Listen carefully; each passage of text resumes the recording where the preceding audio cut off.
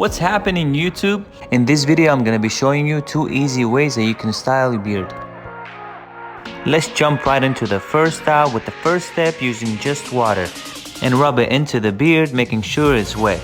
Now step 2, we're gonna use a curling sponge in a circular movement to create more body and curls into the beard. Final step, just use a little bit of hairspray to set it, and here's the style.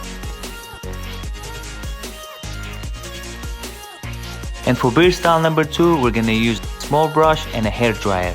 Blow dry your beard in a directional movement with a high heat, starting downwards, upwards, to the left and right.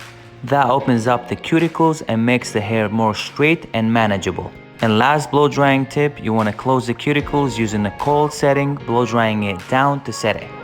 For styling, use a little bit of beard oil, and here's the final results. Hope you guys enjoyed it. It's Wasim Ewans, and thank you for watching.